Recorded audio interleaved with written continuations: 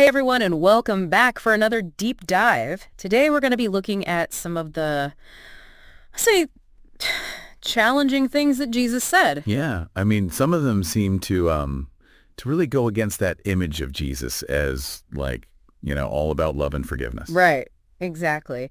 And to help us kind of unpack this, we're going to be using Alan Kardec's The Gospel According to the Spirit. Yeah, a fascinating book. Definitely. We're going to be focusing specifically on chapter 23, and it's called, get this, Strange Morals. Really makes you think, huh? It does. Like, what's it getting at here? So, okay, let's just jump right in. I think one of the most jarring lines is this. Whoever does not hate his father and mother. Wow. I know, right? It's like, what? That seems to go against everything we're taught about family, about respect. It really does. But one of the things that Kardec points out is that in the original languages, Hebrew and Aramaic, they didn't have separate words for like loving more or loving less. Oh, interesting. So what sounds like hate to us might have just meant something closer to, loving less in the original meaning. Okay, so it's more about like choosing where your greatest loyalty lies. Even within loving families, there are times when you have to make tough choices. Right, exactly. Like, think about it.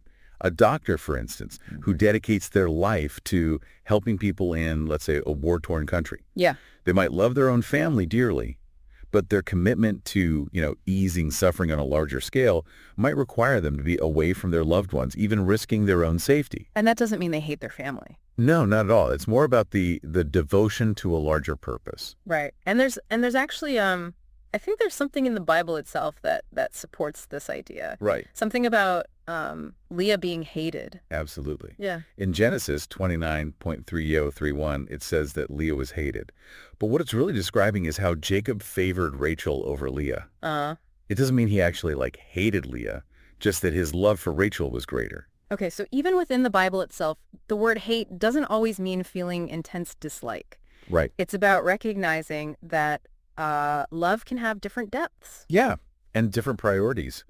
And this also connects to, the spiritual perspective that Kardec emphasizes, which is that true familial bonds, they're actually spiritual at their core. Yeah. They go beyond physical distance and even beyond death. So it's like the love, the real connection you have with someone, it's not bound by any earthly limitations. Right. This spiritual bond can't be broken by anything in the physical world. Right. So, to actually hate your family from that perspective, it just doesn't really make sense. Yeah, I see that. Okay, so we've unpacked that hate statement. But then there's another one that's equally puzzling, at least on the surface. And it's this. Leave to the dead the care of burying their dead. Oh, yeah. That one's tough. It almost feels cold, especially when we think about the importance of honoring our parents, even after they're gone. It is tough. And it seems to go against, everything we believe about how we should be treating our parents, even in death.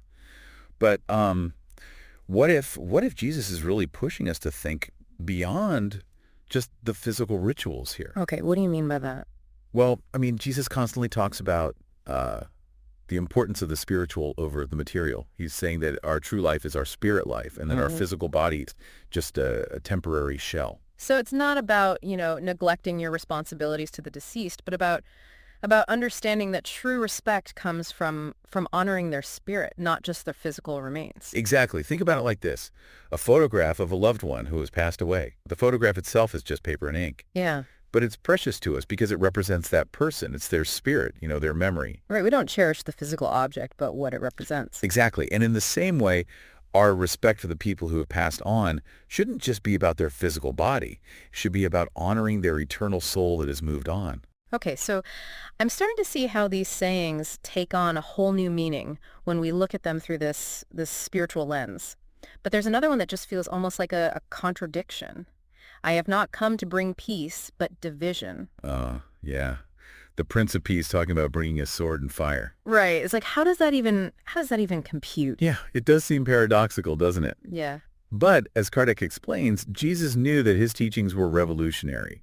I mean, he was challenging the established beliefs and power structures of his time. He knew it would cause upheaval. So he was basically predicting the pushback that would come from spreading his message. Exactly. And think about it, this idea that new ideas will be met with resistance. I mean, we see it all the time throughout history. Oh, absolutely. Any major scientific discovery, any social movement, almost always faces pushback, sometimes even violent resistance. Right. From people who feel threatened by change. Yeah. And often, the bigger the idea, the stronger the resistance. It's like a measure of its importance almost. Right. So when Jesus said he came to bring division, he wasn't advocating for violence. He was just acknowledging that his teachings, they were going to shake things up. That change isn't always going to be smooth sailing. Exactly.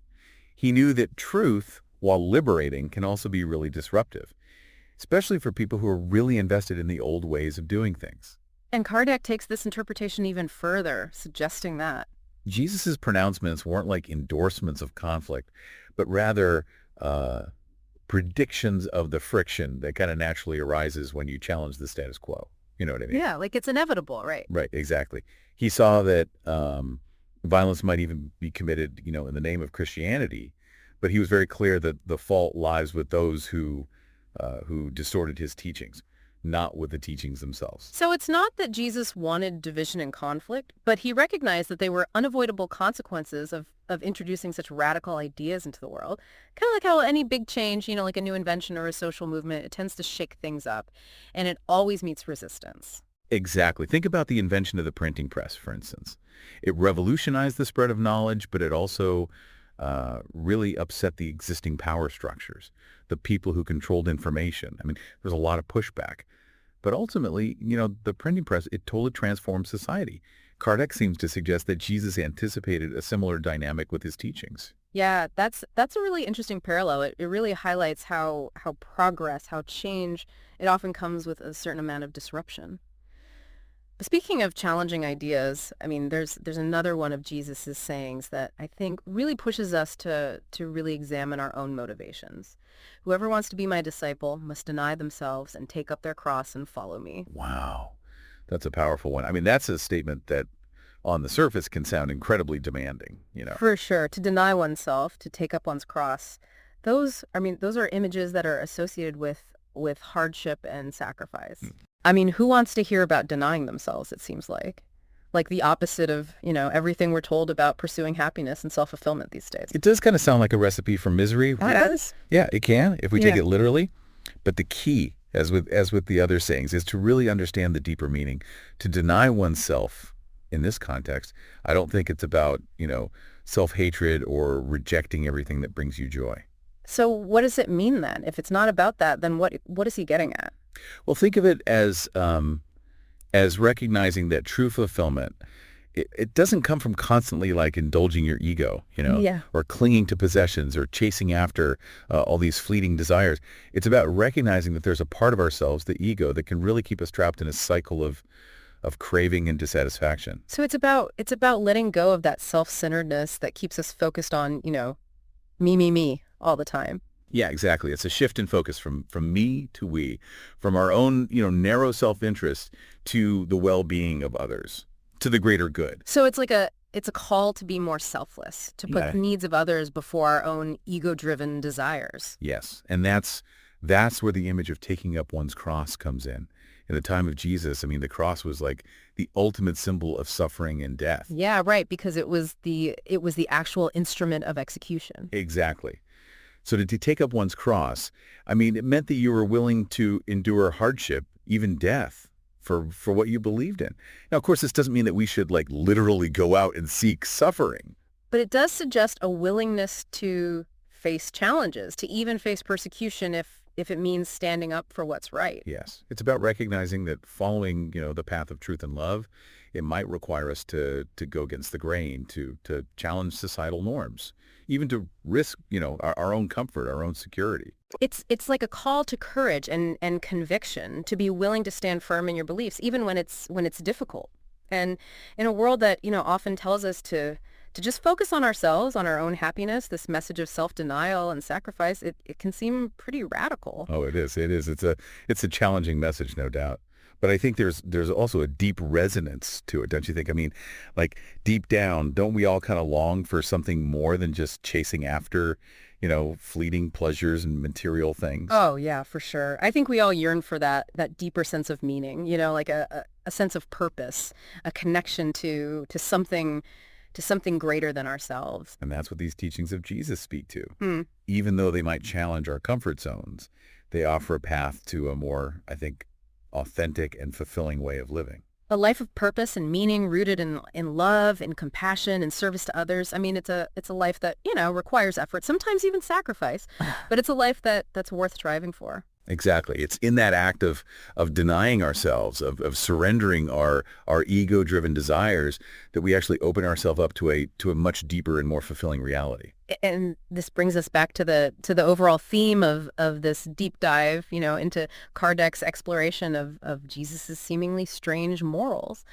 These sayings, which might initially seem harsh or even contradictory, I mean, they really take on a whole new dimension when we look at them through these different lenses, the lenses of context, of language, of spiritual understanding. Instead of turning us away, they can actually draw us deeper into the heart of Jesus's message, I Yeah. think, revealing a wisdom that goes far beyond just the surface level of the words. It's a message that calls us to look beyond the material and to embrace the spiritual, to prioritize love over ego, and to find true fulfillment not in self-indulgence but in service to others. So that the strange morals of Jesus, far from being strange, they're actually profoundly insightful and relevant for us even today. I mean, they offer like a roadmap to a more meaningful and fulfilling life.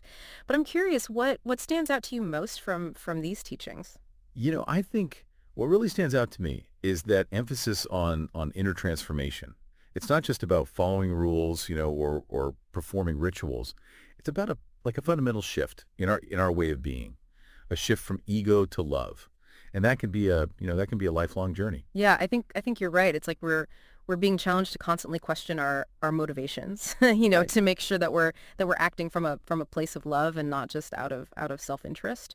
Exactly. And that requires, it's a certain amount of self-awareness and honesty, right? We need to be willing to examine, our own thoughts, our own behaviors, to see where we might be, clinging to ego or acting out of fear or insecurity. It's like we have to be willing to get uncomfortable, Yeah. to confront those parts of ourselves that we might rather keep hidden. It's true. I mean, real growth often happens outside of our comfort zone, right? Mhm. It requires us to be willing to let go of old patterns, to challenge our assumptions, and to be open to new ways of seeing the world. And that can be a little bit scary, right? I mean, it's much easier to just stay in our familiar routines, even if they aren't really truly fulfilling. It is easier, Yeah. but it's in that space of discomfort, of questioning and exploration, that we actually have the opportunity to discover who we truly are, and what we're really capable of. It's like those sayings of Jesus we talked about earlier, right? I mean, they challenge us to step outside of our comfortable assumptions and to grapple with these deeper truths. And yeah, it might be unsettling at first, but it ultimately leads us to a more authentic way of being. And a more joyful way of being too, I Yeah. think. When we're able to let go of the ego's constant demands and anxieties, we open ourselves up to a much deeper sense of peace and connection.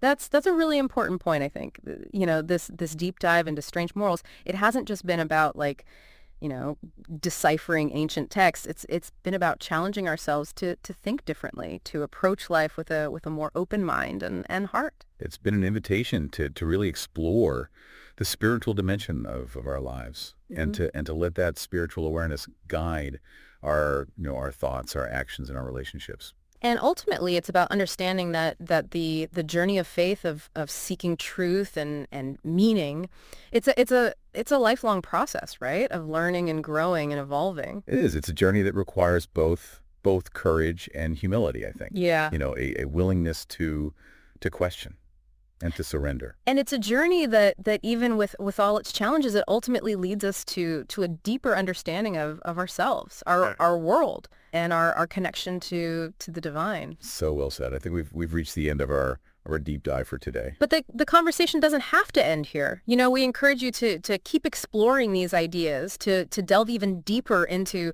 Kardec's writings, and to reflect on how these teachings can illuminate your own life's journey. And remember, I think the most profound truths, they're often the ones that resonate most deeply within our own hearts and minds. So keep seeking, keep questioning, and keep diving deep. You never know what treasures you might uncover along the way. Until next time, May your journey be filled with wonder, with wisdom, and a deepening sense of connection to something greater than yourself.